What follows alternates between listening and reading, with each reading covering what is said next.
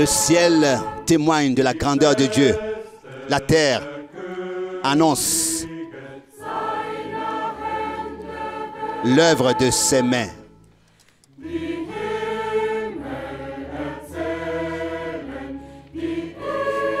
Le ciel raconte la gloire de Dieu, témoigne de la gloire de Dieu.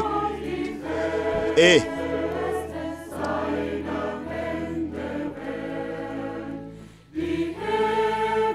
le ciel témoigne de la gloire de Dieu. Et la terre, l'œuvre de ses mains.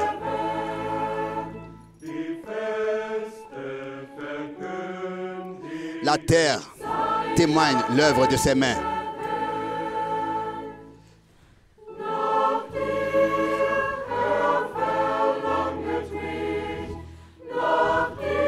Mon cœur te désire. Mon Dieu, j'espère en toi. J'espère en toi. Mon Dieu, j'espère en toi.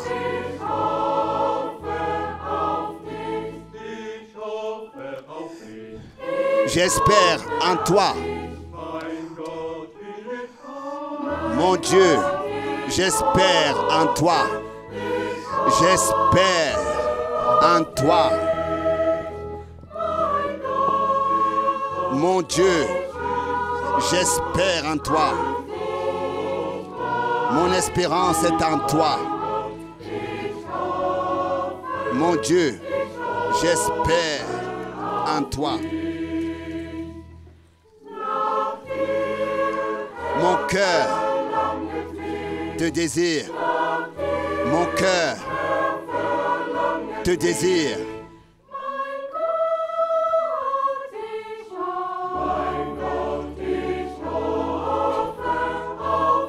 J'espère en toi. Mon Dieu, j'espère en toi.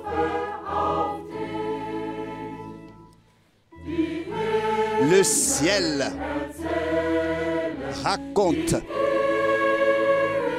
la gloire de Dieu.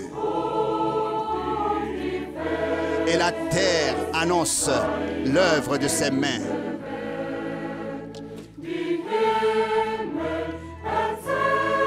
Le ciel témoigne de la gloire de Dieu. Et la terre, l'œuvre de ses mains.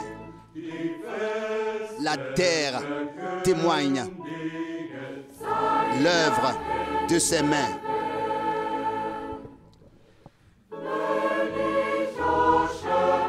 Ô Créateur, quand je pense à ta puissance, la sagesse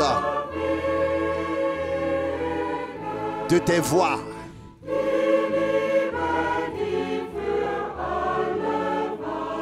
l'amour que tu as, je me prosterne dans l'adoration.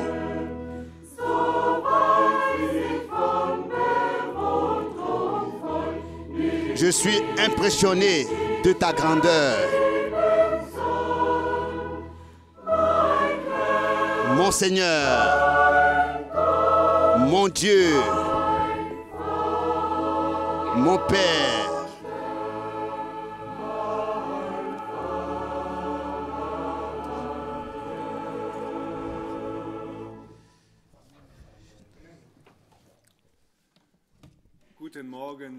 Bonjour, chers frères et chères sœurs. Très chaleureusement, je vous salue tous à ce service divin ce matin, dimanche, dans le précieux nom de notre Seigneur Jésus-Christ. Vous aussi, tous qui êtes connectés, je vous salue très chaleureusement.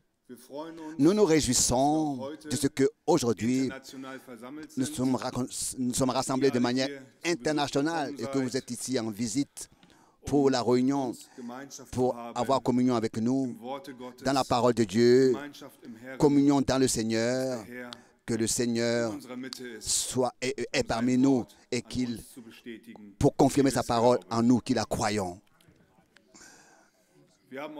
Nous avons de différents pays de la visite ici, bien sûr de toute l'Allemagne, aussi de la Slovaquie, de la Tchéquie, de la Roumanie, de la Belgique, de la France, de l'Hollande, aussi notre frère André de la Russie blanche et notre frère Vladimir de la Russie, notre frère Justin de l'Afrique du Sud, un autre frère Justin du Congo, le frère Baumgartner de la Suisse et encore d'autres frères de l'Autriche. Sentez-vous bien parmi nous, nous faisons confiance au Seigneur, que le Seigneur nous bénira richement. Aussi hier, il nous a richement bénis. Nous sommes reconnaissants de ce que nous avons la grâce d'avoir part au souper et au lavage des pieds que nous avons eu hier soir. Et par cela, de ce que nous fêtons, nous célébrons par le souper, nous annonçons sa mort et son retour jusqu'à qu'il revienne. Et de ce qu'il s'est offert pour nous, il a versé son sang, et que ici, en tant que rachetés, affranchis, délivrés, enfants de Dieu, nous pouvons avoir communion les uns avec les autres et être sûrs que nous serons gardés de la colère qui viendra. Oui, comme il est écrit que le Seigneur est venu pour, une fois pour toutes, offrir son corps comme sacrifice. Ainsi, il reviendra sans péché pour apparaître à ceux qui l'attendent pour leur salut. Et nous sommes ceux-là qui l'attendent, qui attendent son retour et nous nous laissons préparer pour son retour. Aussi, les versets précieux que nous avons considérés hier soir, que nous devons nous laisser préparer. Et nous voulons aussi le faire ce matin. Je demande tout de suite à notre frère Harry de venir et de chanter des cantiques avec nous. Et ensuite, le frère Borg nous adressera quelques paroles d'introduction. Et d'abord, je voudrais remettre l'attention de notre frère Israël du Niger, Ouzo, et notre frère Shadrach Kabila de Malawi. Les frères nous saluent tous chaleureusement. Nous nous levons et nous voulons remettre au Seigneur la réunion.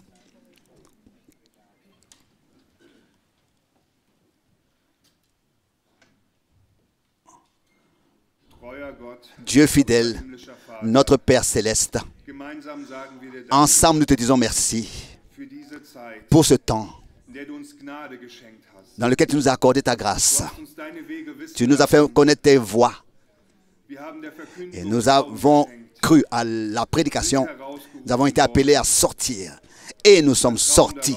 Et nous faisons confiance que maintenant nous sommes dans ta présence et nous te cherchons, Seigneur, car tu as la plénitude pour nous. Tu as préparé la plénitude dans ta parole. Et nous te demandons, Seigneur, que ta parole puisse en nous accomplir ce pourquoi tu l'as envoyé. Nous sommes ici rassemblés, nous qui sommes ici rassemblés, mais aussi tous ceux qui sont connectés dans le monde entier, que tu puisses nous préparer, que tu puisses, Seigneur, apporter l'Église dans l'état dans lequel elle était au commencement, pour que de manière surnaturelle, tu puisses agir parmi elle et que ton nom soit glorifié. Sens-toi bien parmi nous et bénis-nous dans le nom de Jésus-Christ. Amen.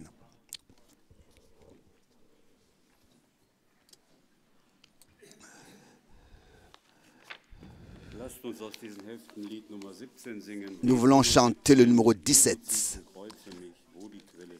Jésus m'attire à la croix où la source coule. Le numéro 17.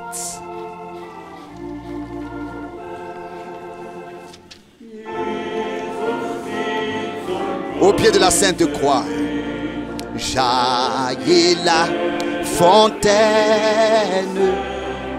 du salut que je reçois, grâce souveraine.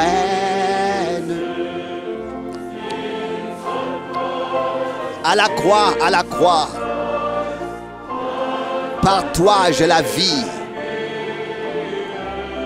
C'est dans le sang de la croix que je me confie. Seigneur, le sang de ta croix, mes péchés efface. Tu me le dis, je le crois. Tu m'as plus de traces à la croix, sur la croix. Par toi j'ai la vie, c'est dans le sang de la croix que je me confie. Prosterné devant la croix, sur le mont Calvaire, de Jésus, je fais mon choix. En lui seul, j'espère. Sainte croix, par toi j'ai la vie. C'est dans le sang de la croix que je me confie. Jusqu'au bout, la sainte croix sera mon seul thème, qu'après d'elle j'entrevois au loin le ciel même. Sainte croix, par toi j'ai la vie. C'est dans le sang de la croix que je me confie.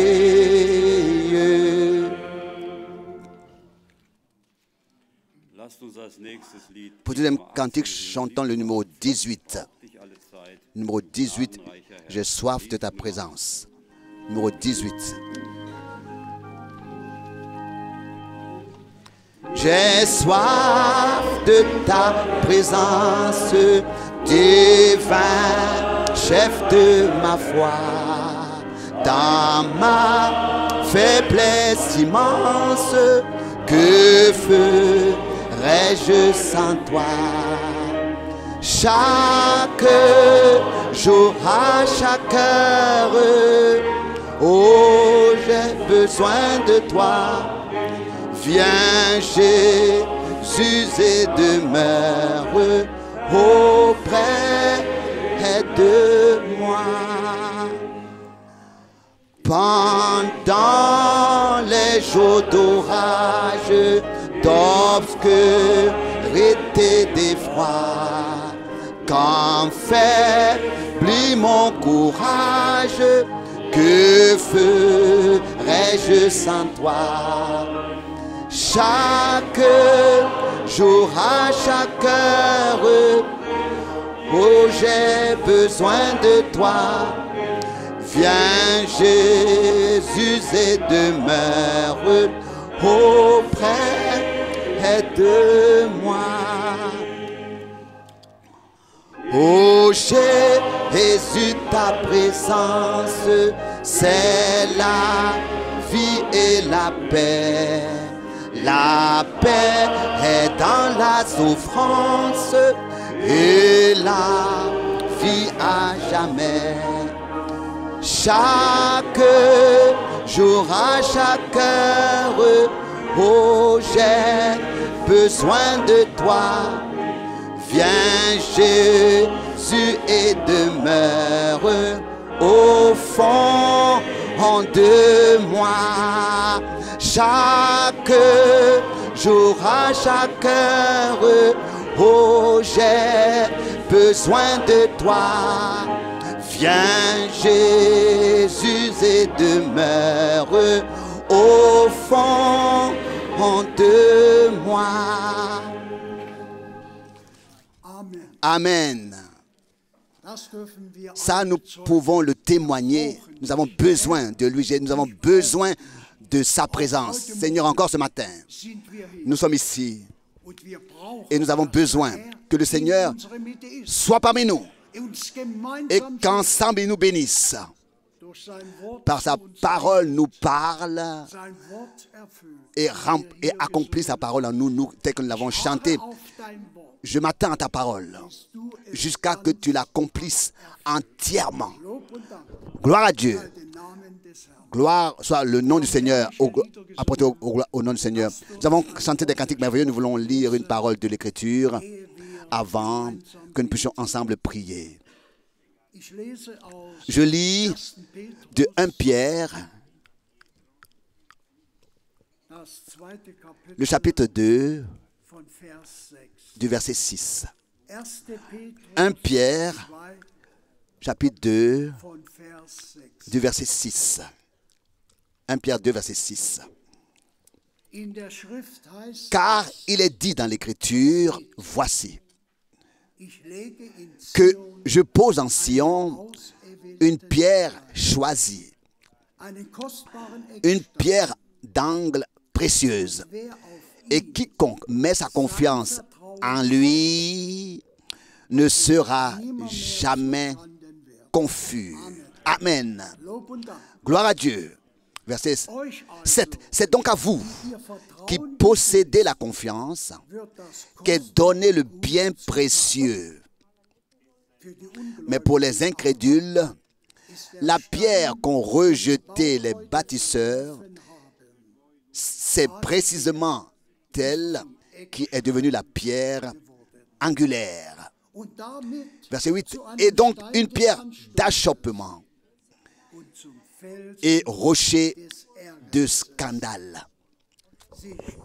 Ils trébuchent sur lui dans leur désobéissance contre la parole. Désobéissance à laquelle ils sont aussi destinés. Verset 9. Vous, par contre, vous êtes la race élue, le sacerdoce royal, la nation sainte, le peuple élu pour lui appartenir, afin que vous proclamez les vertus de celui qui vous a appelé des ténèbres à son admirable lumière. Gloire à Dieu. Verset 10. Vous qui étiez auparavant un non-peuple, mais qui êtes maintenant le peuple de Dieu. Autrefois, sans la miséricorde de Dieu, mais maintenant riche de la miséricorde de Dieu. Gloire à Dieu. Gloire soit au nom du Seigneur. Jusqu'ici, cette parole merveilleuse, nous voulons nous lever et ensemble prier.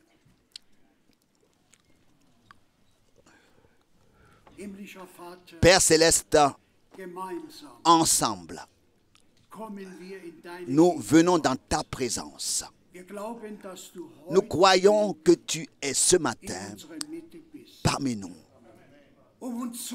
pour nous aider, pour nous bénir et pour en nous confirmer ta parole. Ta présence l'a manifestée. Seigneur, nous te remercions. Nous louons ton merveilleux nom. Viens parmi nous, reçois ce qui te revient de droit en nous tous qui sommes rassemblés ici. Seigneur, nous attendons à ta parole. C'est ainsi que nous l'avons chanté jusqu'à que tu l'accomplisses entièrement. C'est pour cette raison que nous sommes ici ce matin et te remercions pour tout. Bénis ton peuple dans le monde entier, tous ceux qui sont connectés et écoutent ta parole. Nous te remercions. Tu es encore le même, hier, aujourd'hui et le même éternellement. Nous te remercions pour ta présence, pour ton secours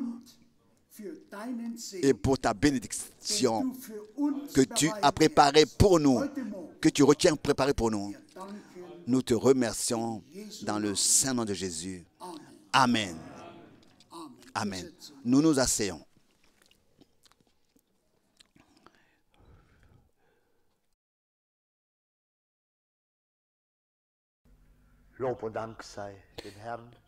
Loué et remercié soit le Seigneur aussi pour ces cantiques merveilleux et précieux que nous avons pu chanter à la gloire de son nom. Et ici, nous avons chanté dans le cantique 583, dans le deuxième couplet, à l'heure de la plus grande tentation, quand il semble que Dieu n'écoute pas. Reposons-nous sur le roc de la parole. Oh, crois seulement et tout deviendra lumière. Je crois, chers frères et sœurs, que parfois il semble peut-être que Dieu n'écoute pas, qu'il ne voit pas, qu'il ne veut rien savoir de nous. Mais ici, nous avons cette ferme assurance et cet encouragement de la part de ce cantique, comme il exprime ici si merveilleusement dans ce couplet, que nous devons nous tenir sur le roc de la parole, lui faire confiance et le croire. Et alors apparaîtra le moment où tout deviendra lumière.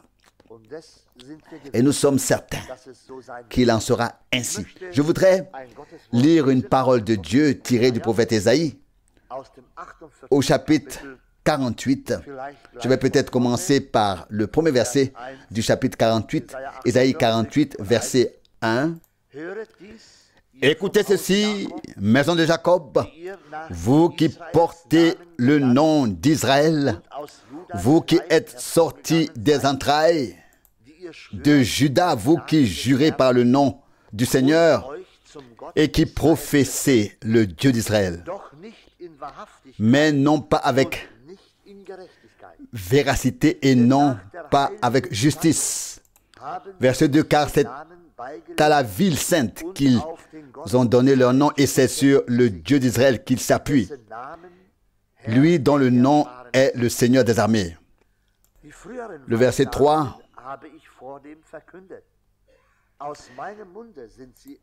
j'ai annoncé les prophéties précédentes, elles sont sorties de ma bouche et je les ai fait connaître et soudain je les ai accomplies de sorte qu'elles se sont réalisées. Parce que je savais que tu es dur, que ton cou était une barre de fer et que ton front était d'airain. Verset 5. Je te l'ai fait savoir avant et je te l'ai fait entendre avant qu'elle n'arrive, de peur que tu ne dises c'est mon idole qui les a faites, c'est mon image taillée ou mon image en fonte qui les a ordonnées. Verset 6. Tu as entendu, considère tout cela maintenant et vous n'en témoignerez-vous pas? Mais à partir de maintenant, je vais te faire entendre des choses nouvelles, des choses secrètes dont tu n'as pas eu connaissance. Verset 7. Ce n'est que maintenant que cela se réalise et non avant. Et avant ce jour, tu n'en as pas entendu parler, de peur que tu ne dises « Je le savais déjà ». Verset 9. Non, tu ne l'as pas entendu, tu ne l'as pas su, et ton oreille n'y a pas été ouverte auparavant.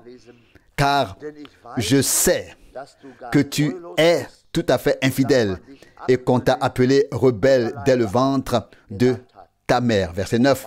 À cause de mon nom, je retiens ma colère et à cause de mon honneur, je te ménage pour ne pas t'exterminer. Verset 10. Sache que je t'ai purifié, mais que je ne t'ai pas trouvé comme de l'argent. Je t'ai éprouvé dans la fournaise de la souffrance. Verset 11. Pour l'amour de moi, je l'accomplis. Car comment mon nom pourrait-il être profané et je ne donne ma gloire à personne d'autre. Verset 12. Écoute-moi, Jacob, et toi, Israël, que j'ai appelé. Je suis le même.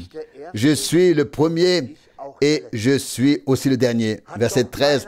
Ma main a fondé la terre et ma droite a étendu les cieux.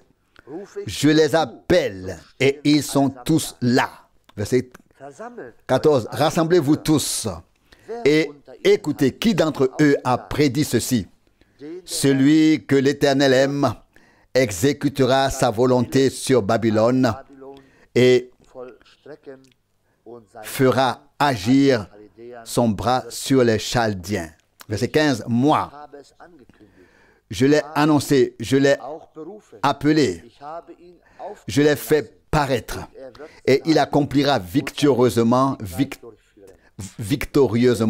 son entreprise. Verset 16. Approchez-vous de moi. Écoutez ceci. Je n'ai pas parlé en secret dès le début. Non, depuis le temps où cela se passe, j'ai été présent. Mais maintenant, Dieu le Seigneur m'a envoyé, moi et son esprit. Verset 17. Ainsi a parlé le Seigneur, ton Rédempteur, le Saint d'Israël. C'est moi le Seigneur, ton Dieu, qui t'enseigne à faire ce qui est pour ton salut, qui te guide dans le chemin que tu dois suivre. Verset 18. Oh, si tu avais été attentif à mes commandements, alors ta prospérité serait devenue comme un fleuve et ta justice comme les vagues de la mer. Verset 19. Alors, ta multitude serait semblable au sable et les rejetons de tes entrailles aux grains de sable et leur nom ne serait pas retranché et ne serait pas anéanti devant ma face.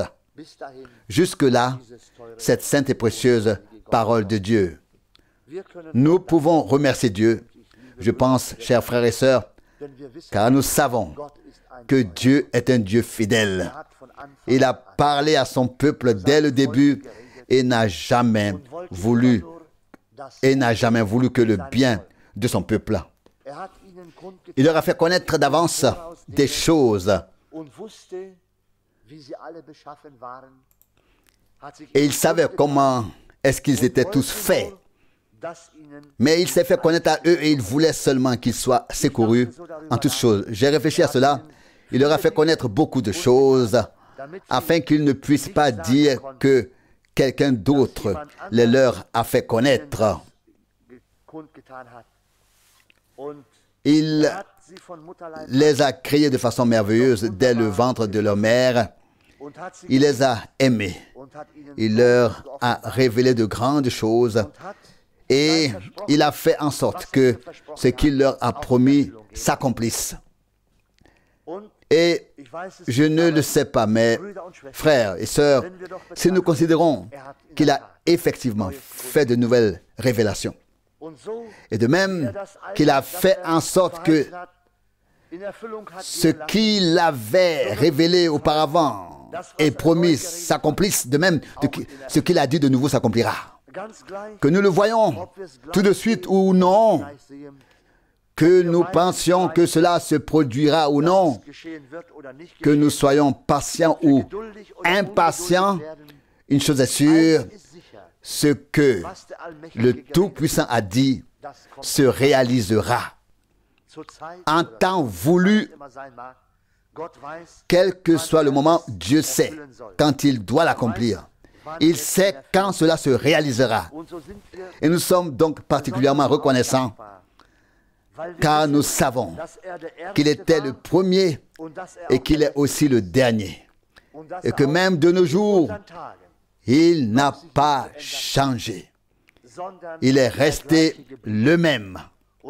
Et il se peut que parfois, comme nous l'avons chanté dans ce cantique, nous soyons les abandonnés, comme si nous ne voyions pas. Mais nous pouvons nous appuyer sur le roc de la parole. Nous pouvons nous référer à sa parole. Et nous pouvons persévérer dans sa parole. Et en son temps, nous pourrons voir ce qu'il a promis. Et pour cela, nous sommes très heureux et très reconnaissants que Dieu soit le même, hier, aujourd'hui et éternellement.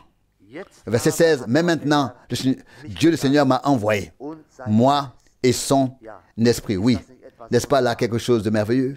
Oui, il a pris qui il voulait et a envoyé ses serviteurs matin et soir, et il devait dire ce qu'il leur avait ordonné. Ils ne pouvaient rien dire par eux-mêmes et ils ne sont pas non plus allés d'eux-mêmes.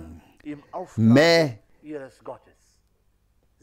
sous un mandat de leur Dieu, ils sont allés présenter au peuple ce qu'il leur avait demandé de dire. Il est intéressant de noter qu'ils connaissaient d'avance tous leurs projets, toutes leurs pensées et toutes leurs attitudes. Dieu connaît bien toutes choses. Il connaît aussi nos cœurs. Il connaît aussi nos pensées. Rien ne lui est caché. Chers frères et sœurs, nous en sommes si heureux et si reconnaissants de pouvoir nous approcher de lui ce soir encore, de lui demander de nous donner la grâce et la force de continuer à tenir ferme dans cet état de foi, de regarder à sa parole, de persévérer, d'attendre que Dieu lui-même fasse s'accomplir quelque chose. Et peut-être que certaines choses se réaliseront alors qu'elles ne sont peut-être pas si visibles à nos yeux. Mais je crois certainement que beaucoup de choses s'accomplissent, peut-être aussi avec les peuples et les nations. Il y a un temps et une heure pour tout. Et c'est pourquoi nous aussi nous voulons persévérer, nous voulons lui donner la gloire. Au verset 16, approchez-vous de moi, écoutez ceci. Dès le début, je n'ai pas parlé en secret. Non. Le Seigneur Jésus, il a dit, ai-je parlé en secret? Non, il n'a pas parlé en secret. Ils ont tous pu entendre ce qu'il avait à dire. Mais pour celui à qui Dieu ne l'avait pas ouvert, c'était une énigme. Et c'est la même chose de nos jours. Si la parole n'est pas ouverte à quelqu'un et que les secrets que Dieu a prononcés ne lui sont pas ouverts, ces choses-là restent cachées et fermées pour lui. Mais nous pouvons remercier Dieu de nous avoir accordé la grâce de pouvoir recevoir ce qu'il a dit et d'avoir la grâce de nous attendre à lui et d'être patient et de persévérer jusqu'à ce qu'il prenne avec lui, jusqu'à ce qu'il nous prenne avec lui dans sa gloire. Nous sommes donc reconnaissants ce soir encore de pouvoir être ici pour adorer et entendre ce qu'il a à nous dire par sa sainte et précieuse parole. Avant que le frère Franck continue à servir avec la parole, levons-nous pour prier ensemble. Dieu fidèle, nous te remercions du fond de nos cœurs pour cette journée de grâce que nous avons pu vivre à nouveau, de pouvoir être ici pour t'adorer, pour t'apporter à nouveau l'honneur et la louange, de pouvoir être ici pour écouter ta parole, pour t'adorer, pour chanter des cantiques précieux. Ô Seigneur, reçois la louange de notre cœur et de notre bouche à tous. Ô Dieu, nous sommes ton peuple, le troupeau de ta main. Tu nous as aimés. Nous ne sommes que des pèlerins sur cette terre. Oui, nous partons. Nous n'avons pas de ville permanente ici, de cité. Nous devons bientôt quitter cette terre. Nous sommes des pèlerins, Seigneur, sur cette terre. Nous attendons quelque chose, Seigneur. Et nous voulons être avec toi, auprès de toi, dans ton royaume, dans ta gloire. Nous ne savons pas non plus quand nous serons appelés, quand tu nous diras de venir. Mais Seigneur, nous voulons être prêts. Nous voulons que ta parole nous parle dans ce temps. Seigneur, nous voulons recevoir ta parole en nous, la prendre à cœur, y croire et t'offrir l'honneur et la louange. Nous nous attendons à toi, Seigneur, car nous savons, Seigneur, que toi, Seigneur, tu feras sortir, tu achèveras merveilleusement tout ce que tu as fait connaître. Tu ne tardes pas. Non, Seigneur, en ton temps, tu feras toutes choses bien. Adoration et gloire à ton nom. Nous te prions de bénir tous ceux qui ne peuvent pas être ici ce soir, Seigneur. Bénis aussi tout ton peuple, tous tes enfants, proches et lointains. Sois avec tous, aie pitié de tous, à l'est, à l'ouest, au nord et au sud, Seigneur. Seigneur, tous ceux qui souffrent, peut-être à cause de ton nom, tous ceux qui sont malades, ô Seigneur, ô Dieu, tu connais chaque cœur, tu vois chaque soupir qui s'élève vers toi. Tu connais aussi nos cœurs. Tu connais aussi nos vies, Seigneur. Tu sais comment nous sommes faits. Nous t'adorons et te prions d'avoir pitié de nous. Ce soir aussi, Seigneur, aide-nous par la richesse de ta grâce. C'est ma prière au nom de Jésus. Amen. Amen. Que le Seigneur soit loué et remercié pour la grâce et le privilège que nous avons d'être à nouveau ici. J'ai pensé que cela faisait si longtemps que nous n'avions pas eu d'études bibliques. Et ce serait bien d'entendre quelles sont les questions qui se posent parmi le peuple, afin que nous puissions, si Dieu nous aide, et si nous en sommes capables, y répondre. Parfois, cela aide. C'est toujours utile de pouvoir répondre aux questions. Je remarque que lorsqu'il y a des questions terrestres dans tel ou tel domaine et que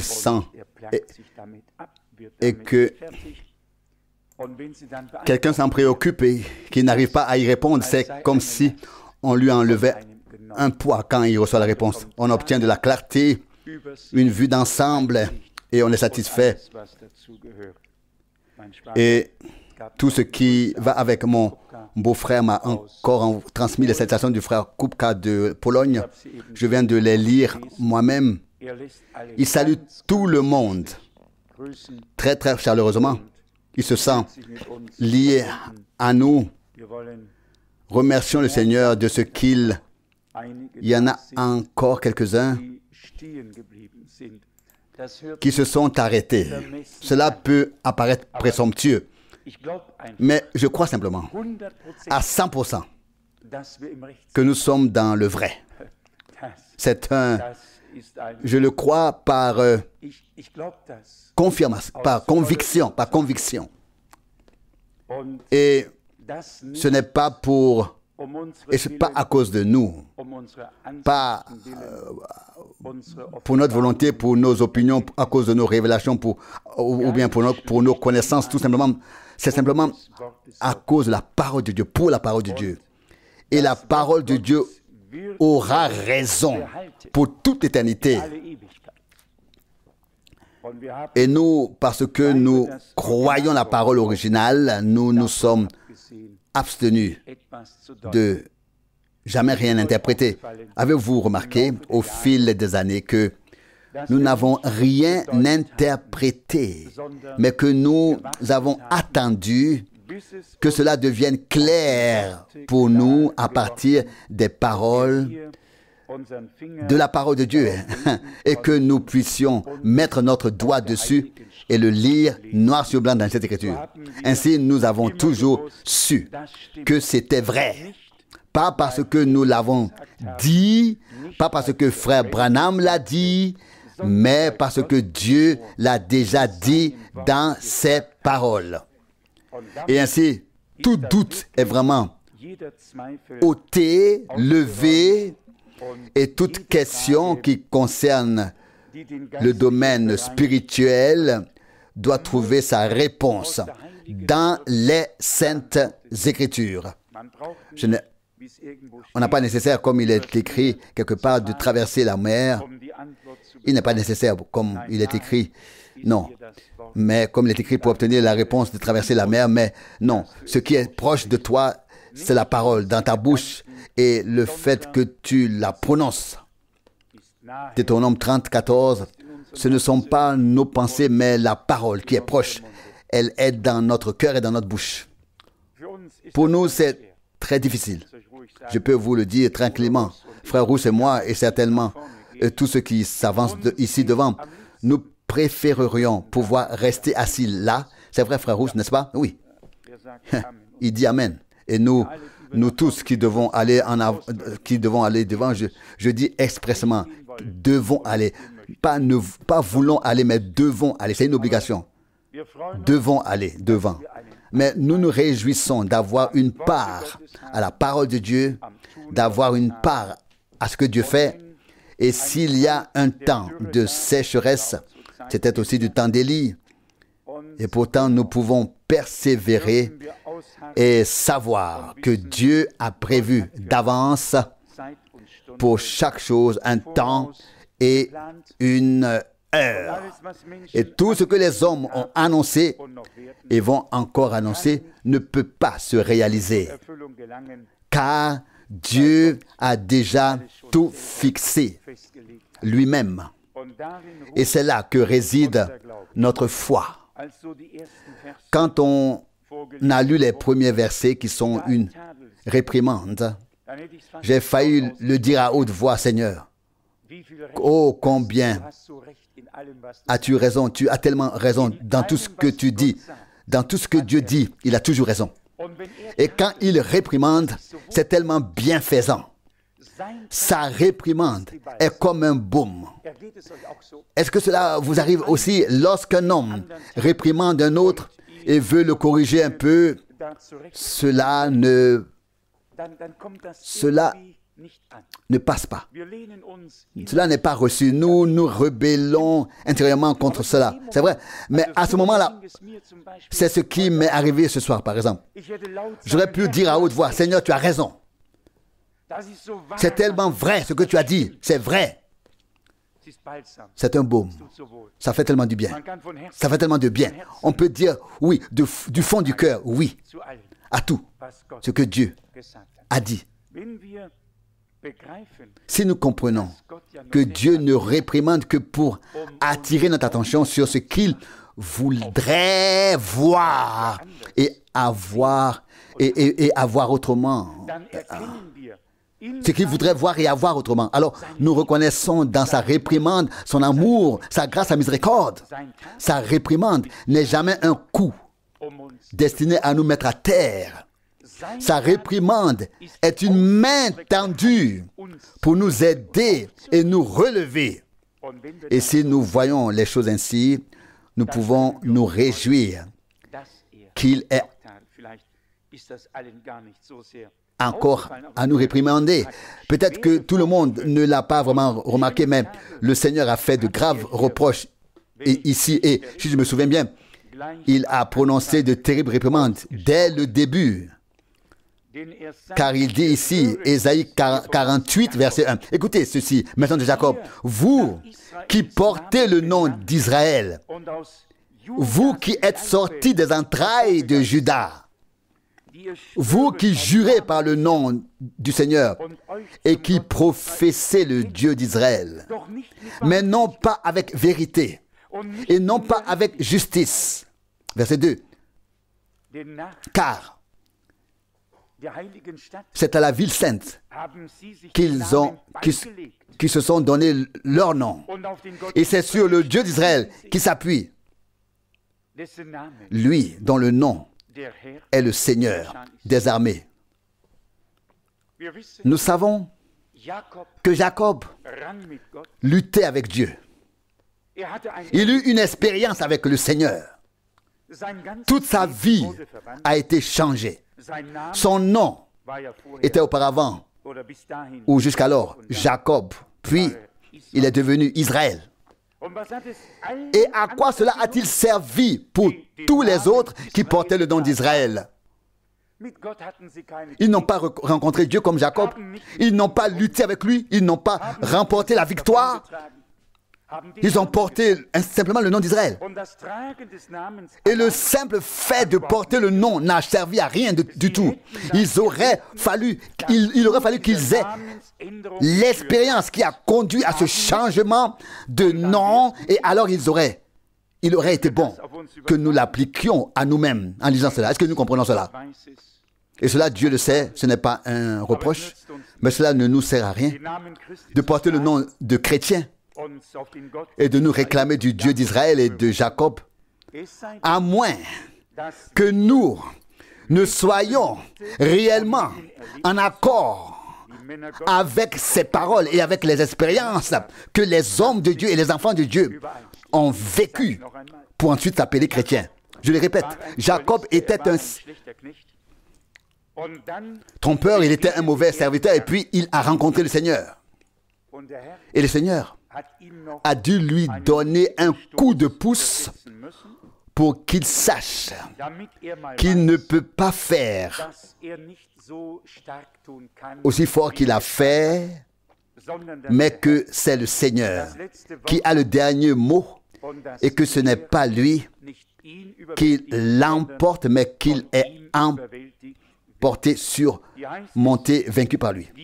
Il est dit ici, vous qui jurez par le nom du Seigneur et qui vous dites du Dieu d'Israël, qui confessez le Dieu d'Israël, mais non pas avec sincérité, vérité, et non pas avec justice. Bien-aimés, nous essayons ici, dans la mesure du possible, d'être honnêtes sans ouvrir la porte à l'incrédulité. Je pense qu'il y a une grande différence entre les personnes qui sombrent dans l'incrédulité et s'abandonnent à leur propre impuissance et celles qui constatent réellement où il y a des manquements et ce qui devrait encore être là, présent, et qui ne l'est pas, et qui viennent ensuite au Seigneur dans la prière, et cela dans la foi. Nous n'avons pas essayé, ni par l'atmosphère, ni par quoi que ce soit, de provoquer ce qui ne peut être accompli que par la parole et l'esprit. Mais par la foi, nous pouvons nous en remettre au Seigneur. Et s'il nous disait ce soir, vous venez bien devant ma face, vous priez, mais vous ne le faites pas en toute vérité, sincérité, vous ne le faites pas avec toute sincérité, vous ne le faites pas en toute justice. Alors il en a le droit de nous parler ainsi, car nous devons aussi nous représenter Dieu dans sa véracité absolue, sa sainteté absolue et sa justice absolue. Et l'opposé à nous, et que reste-t-il alors? Même notre justice que nous pourrions tous apporter n'est rien d'autre qu'un vêtement souillé devant sa face. Et qu'en est-il alors? Alors nous baissons les yeux vers la poussière de laquelle nous avons été pris et nous disons, Seigneur, qu'as-tu vu en nous et en nous pour nous pardonner, pour nous racheter et faire de nous tes enfants? Nous voyons ainsi que le Seigneur fait preuve d'un tel amour, d'une telle grâce et d'une telle miséricorde dans une réprimande sévère exprimée ici. N'est-ce pas merveilleux? Lorsque le cantique dit « Dieu est amour », alors c'est vrai. Mais parce qu'il est amour, il ne laisse pas tout passer. Il veut que aussi notre amour pour lui augmente, lui aussi, oui, que nous puissions devenir parfaits dans cet amour divin. Et que la véracité, l'honnêteté, la sainteté, la justice et tout ce qui est nécessaire devant Dieu, la sincérité, ne se fasse pas toujours attendre, mais que nous puissions être richement bénis du Seigneur.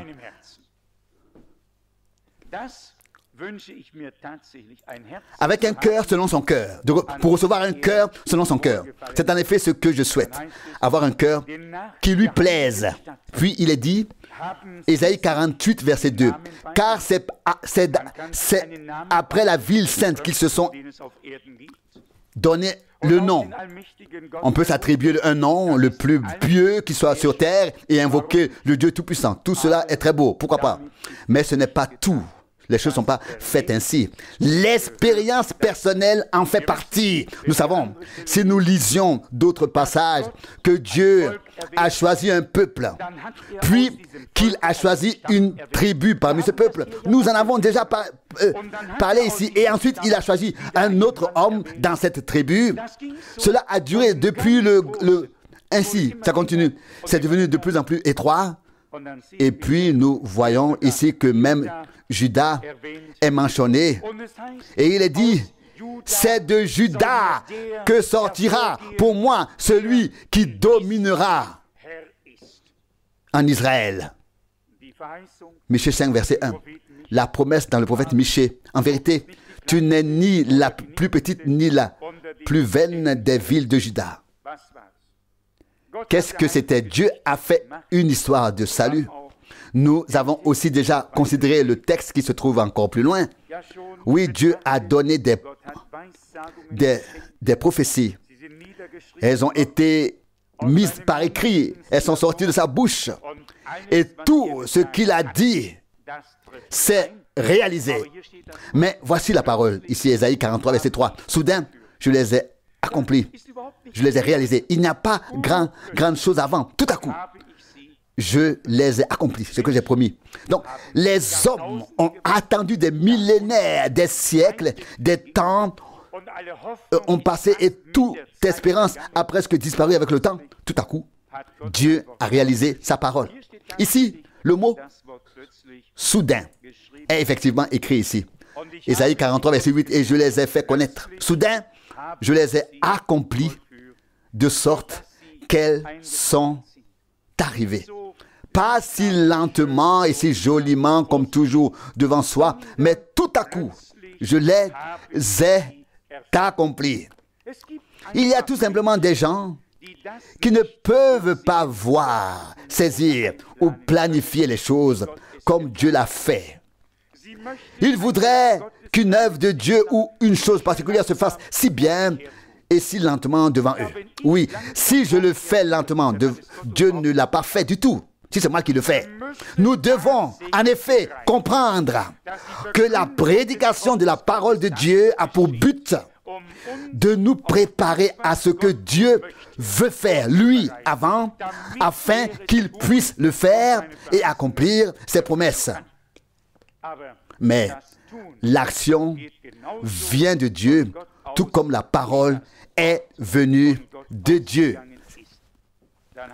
Il est donc dit ici dans Ésaïe 48, verset 6, « Tu l'as entendu, considère donc tout cela, et vous n'en témoignerez-vous pas? » Si, nous voulons en témoigner. Nous témoignons de tout notre cœur, mais nous ne le faisons pas. Nous en témoignons. Nous ne le faisons pas, nous le témoignons. Nous l'annonçons, nous le prêchons, nous l'enseignons. Mais nous ne le faisons pas. Nous ne l'accomplissons pas. Nous laissons Dieu le faire. Nous laissons notre Dieu le faire. Quelle gloire! Quelle différence! Qu'est-ce que Dieu peut bien faire de nos actions? Là aussi, nous restons sur le carreau et nous ne sommes pas à la hauteur. Verset 6 encore, tu as entendu. Considère tout cela maintenant. Et vous, ne voulez-vous pas en témoigner? Si, de tout cœur. De tout notre cœur, nous voulons témoigner ce que Dieu a promis pour ce temps. Nous pouvons croire de tout cœur qu'aucune promesse ne restera sans se réaliser, mais sans réalisation, mais que Dieu les accomplira toutes. Pensez-vous que nous puissions nous permettre de laisser planer le moindre doute sur Dieu et ses paroles? Ce n'est pas possible. Si nous voulons douter, c'est de nous-mêmes et de quelque chose d'autre. Je ne sais pas, mais certainement pas de Dieu et de ses paroles. Verset 6 encore, Ésaïe 48, tu as entendu, considère tout cela maintenant. C'est ce que nous voulons faire. C'est ce que nous faisons à chaque fois. Nous nous réunissons pour méditer, pour considérer la parole. Nous nous réunissons pour considérer ce que le Seigneur a fait. Et nous sommes prêts à en témoigner toujours. Nous sommes nous venons toujours pour considérer ce qu'il a fait connaître. Verset 6, désormais je te ferai entendre des choses nouvelles, des choses secrètes dont tu ne savais rien. Cela aussi est arrivé. Il y eut soudain une heure, un jour dans ma vie où il m'a paru qu'on annonçait ici quelque chose que je n'avais pas entendu, que je ne savais pas auparavant, que je ne soupçonnais pas. Tout à coup, c'était là. Ce qui avait été gardé secret a été annoncé. Et ce n'est que maintenant que cela se réalise et pas avant. Il y a effectivement des gens qui ont toujours tout su. Quand on présente une chose à partir de la parole de Dieu, ils le savaient déjà. Et là où l'on veut aller, ils reviennent déjà de là-bas. Mais grâce soit rendue au Seigneur, car il y a des gens sincères, des gens honnêtes, qui peuvent dire « Je ne savais pas toutes ces choses auparavant ». Et je le ferai. Vous pouvez m'en vouloir et penser que c'est ce qu'il a décidé de faire. Les pensées sont libres, mais parfois Dieu les jugera sans doute. Il y a une expression où Frère Branham dit effectivement « Je ne le savais pas jusqu'à hier ». Et que dirions-nous à ce sujet? Nous dirions, homme de Dieu, n'es-tu pas prophète depuis ton enfance? N'as-tu pas témoigné depuis le ventre de ta mère? N'as-tu pas témoigné toi-même que la première expérience dont tu te souviens était la suivante? C'est quand tu portais encore une chemise de nuit blanche qui descendait jusqu'au sol et que ton oncle est entré dans la chambre avec de la neige et qu'il est allé où? À ramper pour enlever la neige de ses bottes et qu'il a vu là. Et c'est là que tu as vu la première vision. La première vision. Un prophète de Dieu, né prophète, destiné à l'être dès le ventre de sa mère. Et lui aussi a dit avec sincérité et honnêteté, jusqu'à hier, je ne savais pas. Quand nous pensons à l'ouverture des sceaux et ensuite à certaines choses que Dieu a révélées, et puis il y a quand même des gens qui l'ont toujours su auparavant. Mais laissez-moi dire cela clairement, ils ne le savent toujours pas jusqu'aujourd'hui. Des gens qui ont déjà tout su, qui ont déjà tous vu correctement et qui ont toujours su ce que Paul a dit, ils ne le savent pas encore, de telles personnes ne le savent pas encore aujourd'hui ce que Paul ou Pierre ou des hommes de Dieu ont dit. Ils le pensent seulement, mais ce n'est pas le cas. Comme ici, des hommes se sont référés au nom de Jacob, au Dieu d'Israël, à Jérusalem, à tout. Mais la véracité et l'honnêteté et la justice, cela n'était pas là. Non, on l'apprend. Il y a des choses que nous n'avons pas faites correctement, mais c'est en cela que nous pouvons tenir devant Dieu en le reconnaissant. En le reconnaissant. Nous sommes assez honnêtes pour dire nous ne savions pas. Nous ne le savions pas. Nous en prenons acte et sommes reconnaissants à Dieu de nous avoir donné de la clarté. Et combien de fois avons-nous accusé d'autres dénominations d'avoir emporté avec elles du vieux levain, de la pâte acidifiée, de génération en génération?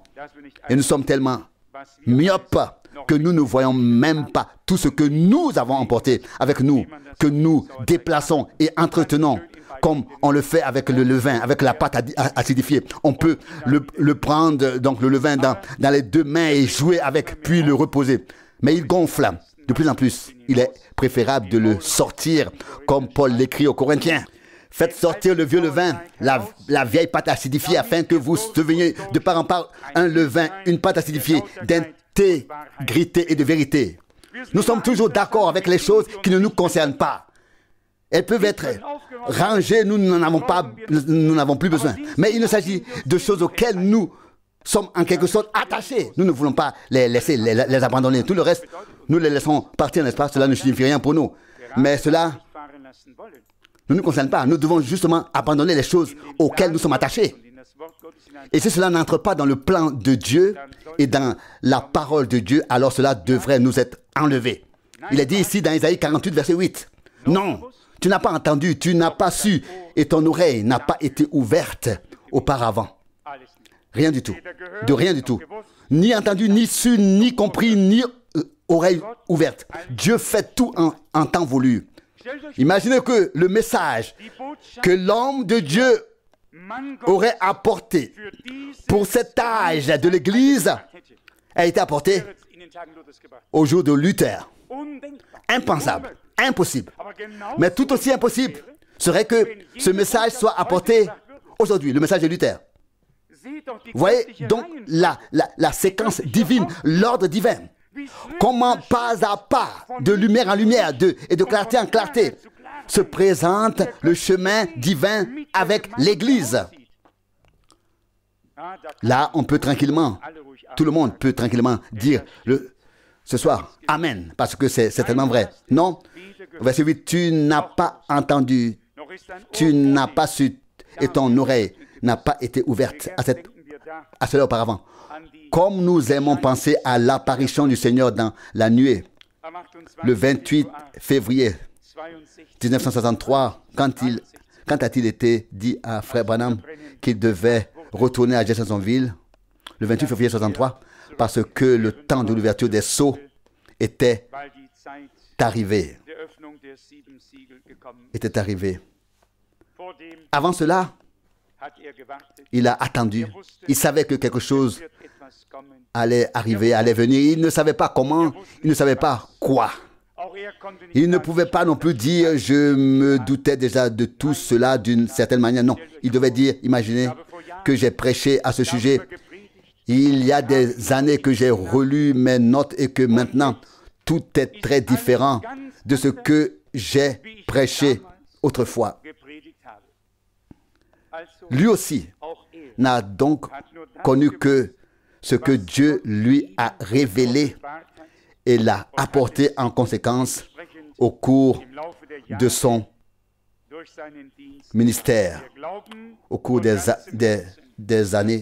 Mais nous croyons de tout cœur que rien d'autre ne peut suivre son ministère. Tout simplement parce qu'il est écrit que dans ces jours, le mystère de Dieu sera achevé comme il l'a révélé à ses serviteurs les prophètes. Pas aux prédicateurs, ni aux évangélistes, mais à ses serviteurs les prophètes. C'est tout. Si quelqu'un vient aujourd'hui avec une nouvelle révélation, il devra d'abord apporter la preuve qu'il est prophète. Et ce sera très difficile. Certains pourront faire semblant, mais cela ne réussira certainement pas. Il est également dit ici, Ésaïe 48, verset 8, « Car je sais que tu es totalement infidèle et qu'on t'a appelé rebelle dès le ventre de ta mère. »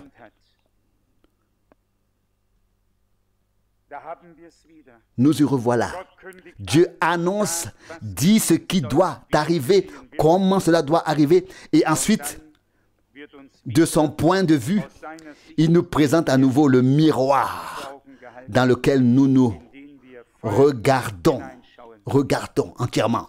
C'est ainsi que nous sommes, comme il l'a décrit ici, rebelles, apostates dès le ventre de notre mère.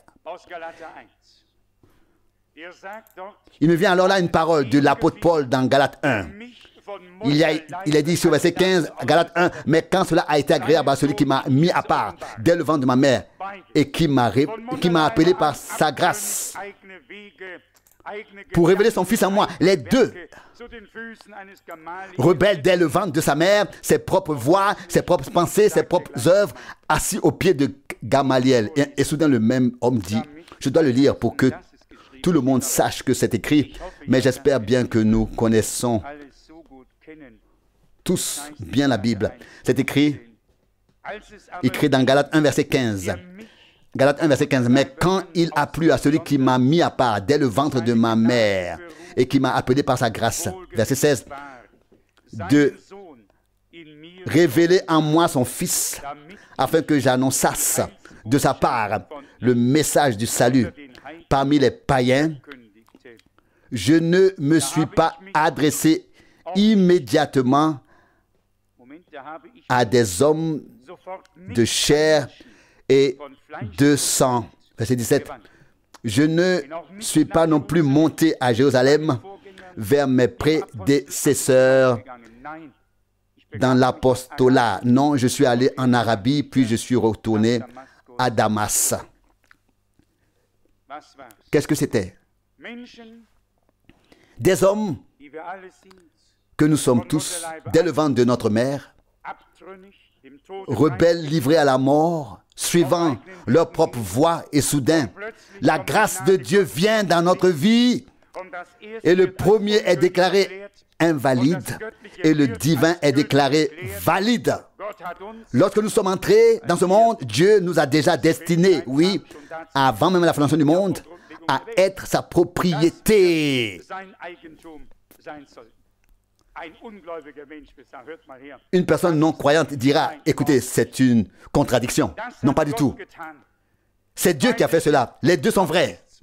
Mais le second annule le premier. Et alors ce n'est plus le premier qui est valable, mais le second. Plus loin, il est écrit, Ésaïe 48, verset 9, à cause de mon nom. Ésaïe 48, verset 9, je retiens ma colère. Nous le savons tous. Et à cause de ma gloire, j'exerce des ménagements envers toi pour ne pas t'exterminer. Oh, si Dieu voulait nous rendre comme nous le méritons, aucun de nous ne tiendrait le coup et encore moins n'ouvrirait la bouche. Nous deviendrons tous plus silencieux devant sa face et nous invoquerions son nom avec respect. Verset 9, à cause de mon nom, verset 9, Ésaïe 48, je retiens ma colère. Et à cause de ma gloire, je te ménage pour ne pas t'exterminer. Verset 10, sache que je t'ai purifié, mais je ne t'ai pas trouvé comme de l'argent. Je t'ai éprouvé dans la fournaise de la souffrance. Verset 11, pour l'amour de moi. Pour l'amour de moi, je l'accomplis. 2 fois, de suite. Je ne veux pas que quelqu'un dise, oui, maintenant Dieu m'a purifié. J'ai surmonté toutes les épreuves difficiles. Maintenant, je suis à sa disposition. Maintenant, je peux faire cela. Dieu n'a jamais recherché de telles personnes. Il ne peut très mal s'en servir et les utiliser. Il a dit très clairement qu'il a purifié dans le four de fusion, mais pas comme de l'argent, encore moins comme de l'or, et qu'il a éprouvé dans la fournaise de la souffrance. Et puis quand même, verset 11, pour l'amour de moi, je l'accomplis. Donc, ce n'est pas à cause de toi. Ce n'est pas parce que tu as jeûné et prié. Ce n'est pas parce que tu as subi et surmonté des épreuves. Ce n'est pas parce que tu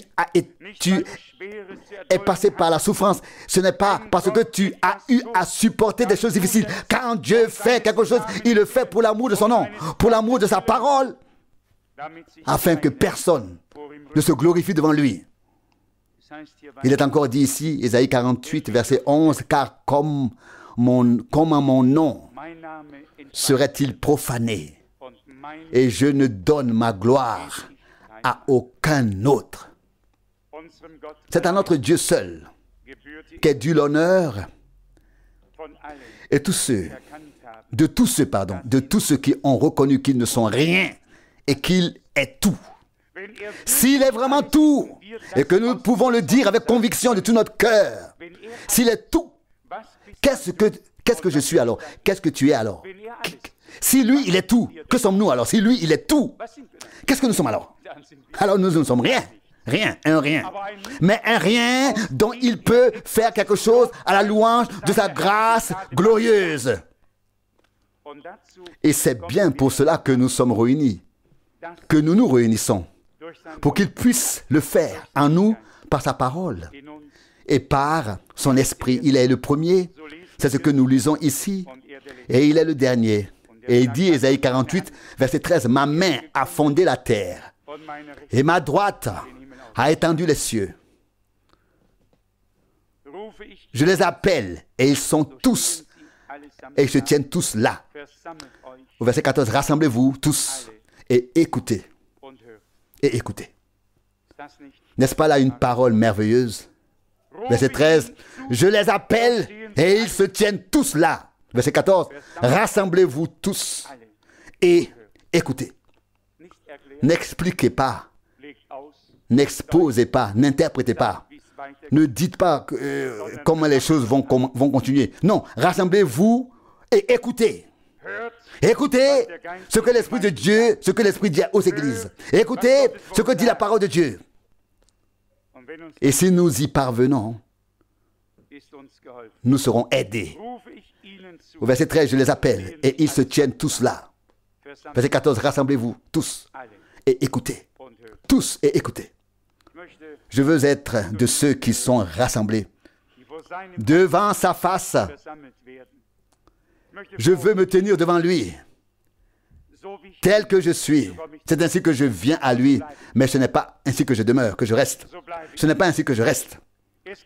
Il n'y a pas d'homme qui vienne dans la présence de Dieu, qui vient vraiment dans la présence de Dieu, qui repartirait tel qu'il était, tel qu'il est venu. Non, nous le voyons ici avec Jacob et nous le voyons avec tous les autres. Celui qui est venu réellement dans la présence de Dieu et qu'il a vraiment rencontré, qu'il a vraiment expérimenté, vécu, est reparti différent, changé, différent de ce qu'il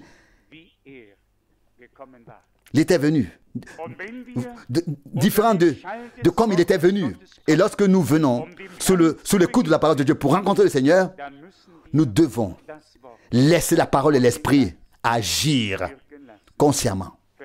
Verset 14, rassemblez-vous tous et écoutez. Verset 13, je leur crie et ils se tiennent tous là.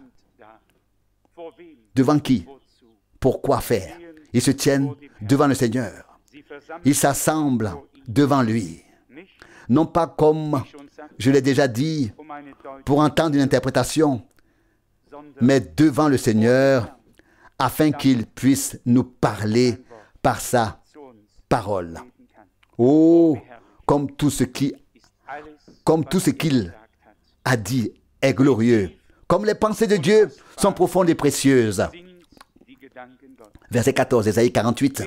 Qui d'entre eux a prédit cela? Personne. Merci beaucoup. Aucun. Personne. Jusqu'à présent, rien ne s'est produit de la part de tous ceux qui ont prédit quelque chose. Et ça, c'est la preuve qu'ils ne se sont pas rassemblés devant la face de Dieu pour l'écouter, pour recevoir sa parole, mais ils se sont mis en route pour parler. Et ils ne savent même pas qu'ils parlent à côté de Dieu. Verset 15, moi je l'ai annoncé, je l'ai aussi appelé, je l'ai fait paraître, et il mènera à bien son entreprise avec victoire. Verset 16, approchez-vous de moi, écoutez ceci. Je n'ai pas parlé en secret depuis le début. Non. Depuis le temps où cela se passe, j'ai été présent. Chaque fois que les choses promises par les paroles s'accomplissent, par les paroles de Dieu s'accomplissent, le Seigneur est alors toujours présent. Et son peuple peut être témoin du fait qu'il tient toujours toutes ses promesses. C'est là que repose notre foi. C'est là que nous nous distinguons de tous les autres. Dimanche matin, un jeune homme de la communauté baptiste était là, ici, et il avait lu le traité et il a ensuite dit à mon fils, lors d'une conversation, la différence n'est pas si grande que je l'attendais en fait. D'un côté, cela m'a un peu touché au cœur, car si nos services divins ne diffèrent pas de ceux des dénominations, alors je souris en ce moment, mais avec une profonde douleur. C'est que quelque chose ne va pas. D'un autre côté, je lui ai dit, ce ne sont pas les services divins ou le type de service divin, mais ce que Dieu a fait en ces jours. C'est ça qui compte. On pourrait monter des services divins avec des tambourins et tout ce qui va avec. Et je ne sais pas, mais si quelqu'un recevait le même esprit que ces gens-là, il ferait la même chose. Et alors cela existe vraiment, que vous le croyez ou non. Cela existe partout. Que les gens reçoivent le même esprit que celui qui se tient devant et qui introduit une chose. Mais qu'est-ce que cela aurait à voir avec l'Esprit de Dieu? Je pense aussi parfois à cela. Frère Branham s'est présenté devant le microphone. Il ne courait pas dans tous les sens, mais les paroles, elles étaient puissantes. Il ne prêchait pas comme les scribes, mais avec l'autorité divine. Mais l'autorité divine ne se manifestait pas dans des gestes humains. Elle n'était pas une démonstration, un spectacle. Mais l'autorité divine consistait en ce que Dieu pouvait parler et adresser sa parole aux hommes par des lèvres ointes. Et c'est en cela que résidait l'autorité divine. Et c'est en cela que réside encore aujourd'hui l'autorité divine. Pas dans le fait de venir et de dire « Le Seigneur m'a oint et je viens maintenant vous apporter ceci ». Non. La chose partira toujours de Dieu. Sortira toujours de Dieu, viendra toujours de Dieu et nous ramènera à Dieu. Et pourtant, nous souhaitons de tout cœur que les services divins soient plus vivants. Que nous soyons tous secoués et que nous disions, Seigneur, nous sommes tellement ingrats. Nous nous laissons emporter par les choses terrestres. Je m'y inclus sans aucun doute et sans m'arrêter. Je m'inclus, moi aussi je suis soumis à certains hauts et bas. Mais cela ne change rien à la certitude que je porte dans mon cœur vis-à-vis de Dieu et de ses paroles, vis-à-vis du salut, de la rédemption et de la grâce. Comment ce que je ressens pourrait-il changer le moins du monde, ce que Dieu a fait? Je crois que ce que Dieu a fait est bien plus puissant que ce que je peux ressentir à un moment donné. À un moment donné. Non. Il n'en reste pas moins que notre Dieu nous est inclus dans son plan éternel qu'il mène à bien et à son terme de nos jours. Nous croyons avec conviction sur la base de la parole de Dieu que nous sommes rassemblés devant sa sainte face et nous ne nous référons pas à Jacob ni même à un quelconque prophète, mais au Seigneur qui a parlé par les prophètes et nous le remercions pour sa parole qui est devenue pour nous une révélation vivante et précieuse. Que dire à ce sujet? Une seule chose, c'est que le Seigneur nous donne des cœurs reconnaissants par grâce, comme l'a bien exprimé Frère Rousse, que nous persévérions dans la patience jusqu'à ce que le Seigneur fasse ce qu'il a promis. Tous ceux qui ont pris patience, mais avec foi, c'est très très important. Prendre patience, mais pas dans l'indifférence, mais dans la foi que le Seigneur accomplira sa parole. En conclusion, il est encore dit, Ésaïe 48, verset 20, que la nouvelle se répande jusqu'aux extrémités de la terre. Ésaïe 48, verset 20. Proclamez, le Seigneur a racheté son serviteur Jacob. Verset 21. Ils n'ont pas souffert de la soif quand il les a conduits à travers les déserts. Il fit ruisseler pour eux l'eau du rocher. Il fendit le rocher pour faire jaillir l'eau.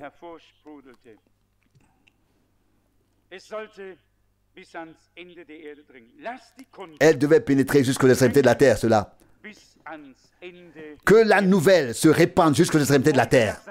Notre Seigneur a dit, allez donc dans le monde entier. Et il dit, je serai avec vous jusqu'à la fin de la, jusqu'aux extrémités de la terre. Jusqu'à la fin de la terre ou des temps. Criez. Le Seigneur a racheté son serviteur Jacob. Proclamez. Le Seigneur a racheté son peuple. Et chantez. Je suis racheté. Je peux m'en glorifier. Proclamez-le jusqu'aux extrémités de la terre. Faites-le savoir, car Dieu l'a fait. Devrions-nous en avoir honte? Il l'a fait. Car c'est Dieu qui l'a fait et nous en sommes reconnaissants. Il a fendu le rocher et a apaisé la soif. Et le rocher n'est pas resté en un seul endroit. Si vous voulez lire, il y avait exactement 40 stations que le peuple d'Israël a faites pendant les 40 ans, tout à fait étranges. Je les ai toutes marquées en rouge. Et Dieu, le Seigneur, les conduisait dans la colonne de feu et en même temps, il était le rocher qui les accompagnait, d'où jaillissaient les eaux. Car il est le rocher. C'est dit que c'est écrit, 1 Corinthiens 10, verset 4. Christ était le rocher qui les accompagnait et auquel ils buvaient. Et puis, les hommes ne comprennent pas la divinité. Moi non plus. Mais je crois. Je crois en mon Seigneur, qui s'est révélé avec une telle majesté que tous les sages en seront choqués, confus, et tous les insensés en seront confondus. Oui, notre Dieu est tout simplement partout élevé au-dessus de nos pensées. Il est dans la colonne de feu comme le grand je suis, comme le Seigneur. Dans le feu, dans la nuée, du jour et de nuit, parlant à Moïse, et tout le peuple d'Israël voit la nuée et il accompagne comme le rocher de toute quantité d'eau, duquel une telle quantité d'eau pendant les 40 ans dans le désert sort. Et il faut avoir vu une fois le désert pour savoir ce que cela signifie. De loin en loin, pas de vie, de loin en loin, rien que du sable, de la roche et du désert. Il n'y a pas une seule parcelle de verdure. Ceux qui ont vu cela de leurs propres yeux sont bouleversés. Et je voudrais savoir combien parmi tous les croyants, même lors du dernier voyage ou de chaque voyage, n'ont pas pensé presque chaque jour en eux-mêmes, Seigneur. Est-ce là le pays qui est glorieux, qui déborde de lait et de miel et de tout? Eh bien, vous êtes tous honnêtes. Vous ne le dites pas comme ça, mais moi je le dis. Je l'ai pensé plusieurs fois, notamment lors de mon dernier voyage au Seigneur. Qu'as-tu vu dans ce pays? Qu'est-ce qui t'a poussé à conduire ton peuple ici?